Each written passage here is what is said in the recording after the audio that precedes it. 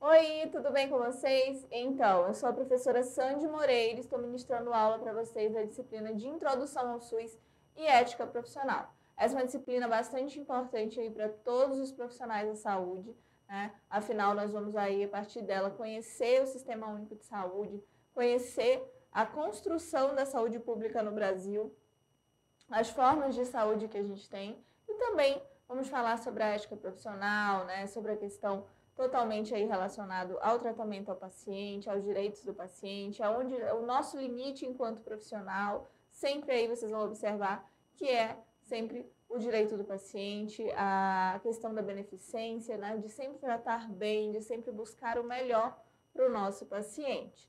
Então, como eu falei, é uma disciplina bastante importante, não tem como a gente trabalhar na saúde e não entendermos aí esse processo dessa construção, né, que foi aí para chegar ali ao Sistema Único de Saúde. Vamos falar um pouquinho agora sobre o tema da aula, né? O comportamento humano e os direitos do paciente. Falar sobre o tópico 1, que fala sobre os aspectos fundamentais. Então, a gente sabe que os pacientes, né, lógico que vão ter seus direitos assegurados. Então, da mesma forma que nós temos, né, nossos direitos e deveres. Então, a gente tem aí o Código de Ética Profissional, nós temos aí um Conselho Federal, Regional, né, que vai ali realmente verificar o que a gente está fazendo, se a gente está trabalhando direito, se nós não estamos, né, justamente para ter esse controle e garantir, né, que o nosso trabalho seja feito da melhor forma, sempre pensando em beneficiar o nosso paciente. E aí vamos falar um pouquinho, né, sobre esses direitos dos pacientes, sobre, você sabe que vocês vão tratar de seres humanos, né, de pessoas ali, de cabeças pensantes, cada pessoa ali com características diferentes, né, com criações diferentes, com morais diferentes, né, com conceitos éticos ali, e aí você tem que saber lidar. E além de tudo isso, né, dessas diferenças que vocês vão enfrentar, tanto ali de ter que atender os pacientes, mas também, né, desse relacionamento ali multiprofissional, que vocês vão ter que conviver com vários outros profissionais, né, às vezes da mesma área, às vezes não, e tudo isso pode fazer diferença ali no seu atendimento, no rendimento do seu trabalho. Saber lidar com as diferenças, saber entender que quando você trabalha, você tem que sempre buscar o seu melhor, né, e o melhor para o seu paciente, e que você tem que estar ali para fazer o seu serviço, né, sempre da melhor forma. E aí, vamos falar um pouquinho para a gente entender. A história, pessoal, ela é marcada pela busca aí, né, por princípios que são capazes de preservar os direitos das pessoas. Então, quando a gente fala de ética, por exemplo, né, a gente sabe aí, né, que desde ali dos primeiros filósofos já se tinha essa ideia, esse conceito de viver feliz, né, de viver bem. A princípio, muito pensando em viver bem em comunidade, né? Mas então, mesmo ali passando muitos e muitos e muitos anos, né, a gente consegue entender que tem essa questão dessa preservação dos direitos e também, consequentemente, fazendo com que a gente consiga conviver bem em sociedade, que a gente consiga realmente, vocês sabem que somos seres sociais, né? Precisamos ali conviver em sociedade com outras pessoas e saber se respeitar é fundamental, né? Entender que o nosso direito ali, ele acaba onde começa o do outro, né? Que é fundamental, principalmente a gente que trabalha aí na saúde, termos ali consciência de quem somos nós, né? De quem está trabalhando ali no momento. Por que eu estou falando isso? Porque vai acontecer, sim, de chegar paciente ali realmente muito estressado, pacientes, a gente principalmente falando ali do Sistema Único de Saúde, né? Muitas vezes o profissional chega para trabalhar e, infelizmente, existem falhas nesse sistema, né, em relação, principalmente ali, à questão de estrutura, né, de profissionais, de medicamentos, de insumos. Então, às vezes, os pacientes acabam ficando em filas, né, demoram muito para conseguirem ali o atendimento. E aí, quando não conseguem, se frustram e muitas vezes descontam, às vezes, em quem não tem nada a ver com a história, mas que está ali, né? E vai ser a pessoa que vai ouvir. Então, nós temos que estar preparados para todas as situações, né? Até porque nós vamos conviver, vocês profissionais de saúde, vocês vão estar ali, né, lidando com a saúde, com a doença, e precisam estar preparados ali para saber lidar com tudo isso, né? E para saber entender também as pessoas. O princípio da segurança exposto aí nos artigos, né, 5º e 6º da Constituição Federal, eles garantem o direito à integridade física e moral, tá? Então, garante aí, né, o direito, né, do paciente a ter a sua integridade física e moral. A gente não pode jamais prejudicar isso.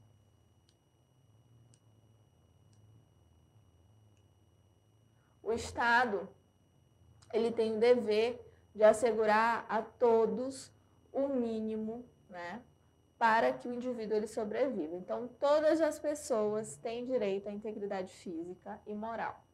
E a sociedade, ela precisa, ali no caso os governantes, né, eles precisam garantir essa segurança, né, para todos, né, mesmo que seja ali o mínimo, mas ele tem que garantir. Daí a gente tem, né, as leis, o que pode, o que não pode, né, o que é ilegal, o que é legal. Então, tudo isso vai fazer diferença. A gente tem aí no citado artigo 5º, tá, da Constituição Federal, estabelece também que ninguém será submetido a tortura nem a tratamento desumano ou degradante. Isso aí é muito interessante, né, principalmente para a questão da ciência, né, de experimentos, de testes em seres humanos. Realmente, o ser humano ele precisa de um limite, né? A gente precisa de limites, senão a gente ultrapassa o direito do outro, né? Então, imagina se não existisse isso, né? Então, posso fazer o que quiser. Quantas pessoas iam se submeter a situações, né, que iam ali ser de tortura, às vezes em relação a algum benefício financeiro, ou até mesmo seriam sequestradas, né? Então, por pessoas com a intenção de fazer algum experimento, alguma coisa do tipo. Então, tudo isso parece até um filme de terror, né? Quando fala assim, mas é porque realmente, se as pessoas não tiverem limites, né, a vontade de provar algo, principalmente em relação à ciência, pode ultrapassar ali essa barreira de acabar prejudicando a saúde do outro, né, ou prejudicando o outro de alguma forma. E aí, colocando para a nossa realidade, para a realidade de vocês, de atendimento clínico, né, está muito relacionado justamente, né, pacientes ali acamados, pacientes que não têm condições, né, de se defender. Você jamais vai torturar um paciente desse, né, jamais vai tratar de forma desumana, tá? Isso significa que também não se podem ali utilizar, né, experimentos científicos, como eu falei para vocês, que rebaixem aí a dignidade do homem, ou, por exemplo, terapias que submetam ali a sofrimentos injustos, né? Então, ninguém vai passar ali um tratamento que vai fazer com que o paciente sofra, né, sofra ali né, de forma desnecessária. Então, jamais vai ser ofertado esse tipo de tratamento para o paciente. Então, no artigo 5º da Constituição Federal, ainda proclama que a liberdade da atividade científica, né? Então, as pessoas têm, os cientistas têm essa liberdade científica, mas com um dos seus direitos fundamentais. Mas não significa, né, eles têm aí o direito de liberdade científica, mas não significa que ela seja absoluta, né? Que eles possam fazer tudo o que querem. E não contém aí alguma limitação. Há diversos valores jurídicos reconhecidos constitucionalmente, tá? Como ali, por exemplo, a vida, né, a integridade física e psíquica, a privacidade, tudo isso é direito de todos, né? Que poderiam ser gravemente feridos pelo mau uso dessa liberdade de pesquisa científica. Então, é o que eu falei, né? Quando se fala de ciência, de tecnologia, de avanços, as pessoas elas querem, né, muito mostrar que conseguem fazer alguma coisa ou que desenvolveram alguma coisa. E aí, às vezes, pensando nesse fim, né, elas não pensam nos meios, né, não pensam que pode acabar prejudicando a saúde do outro. Então, precisa ter, sim, esses limites. E os limites sempre vai ser a integridade física, psíquica e a privacidade, sim, né, de todos os seres humanos ali. Então, havendo aí sempre conflito entre a atividade médico-científica e o direito fundamental da pessoa humana. O limite a ser empregado é justamente o limite ali da dignidade, tá, da pessoa humana, previsto no artigo 3º, tá? Desta forma, pessoal, nós podemos ver ali nenhuma liberdade de nenhuma liberdade de investigação científica ela vai poder chegar, né, num ponto ali que coloque em risco a vida, né, de uma pessoa, tá? Ou a sua segurança, ou a sua dignidade. Então, nenhum tratamento, nenhuma pesquisa pode humilhar, né, pode ser humilhante para o paciente, pode prejudicar de alguma forma a sua saúde, né? Vai prejudicar a sua segurança, então jamais vai ser autorizado esse tipo de experiência ali, de experimento científico.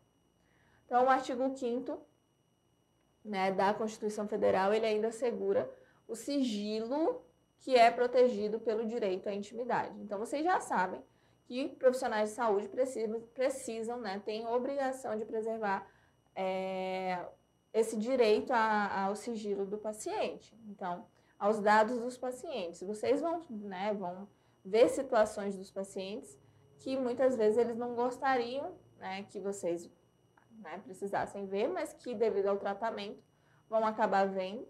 E aí a questão é que você não vai passar dados dos pacientes, informações, acontecimentos clínicos ali, né, para pessoas que não tenham interesse realmente no tratamento do paciente, que não estejam participando ativamente desse tratamento.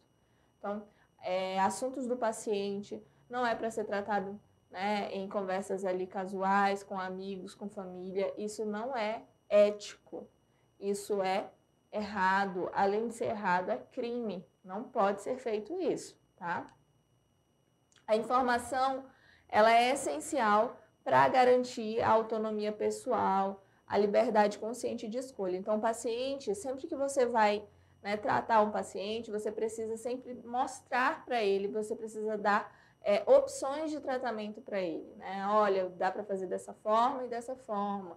Tudo bem que você pode recomendar, né, a forma mais favorável, e aí você vai conversando com ele, mas ele tem o direito de escolha, se não ele, o responsável legal, né, o parente próximo ali, tá bom?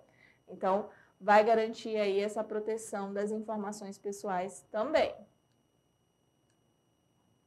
O artigo 196 da Constituição Federal, ele aborda o aspecto saúde, afirmando ali ser né, ser a saúde direito de todos e dever do Estado, garantindo aí acesso à saúde e à coletividade como um todo, né? Então, ali garante, né, na Constituição Federal, né, principalmente ali com a criação do Sistema Único de Saúde, a saúde como direito de todos. No artigo 203 da Constituição Federal, assegura a proteção à família, né, da infância à velhice. Trata também do planejamento familiar, né, livre decisão do casal, por exemplo, o artigo 226, tá? Ele vai tratar aí desse planejamento familiar, né, para que as pessoas tenham a decisão de quantos filhos vão ter, né, de como que vai ser a família, a constituição dessa família, tá?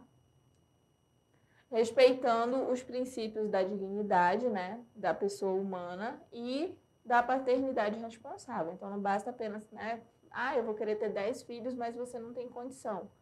Então, lógico que o Estado ele tem que ficar de olho, né, se você está tratando seus filhos de forma digna, né, se você está tendo uma paternidade ali responsável.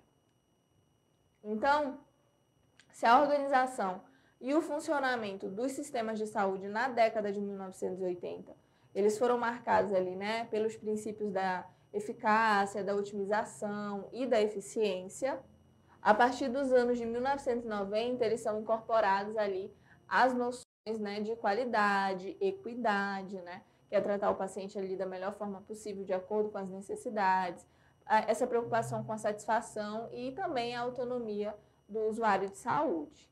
Vamos falar um pouquinho agora, pessoal, do tópico 2, que fala dos fundamentos do comportamento ali do profissional de enfermagem, tá? E aí do tema da aula, o comportamento humano e os direitos do paciente.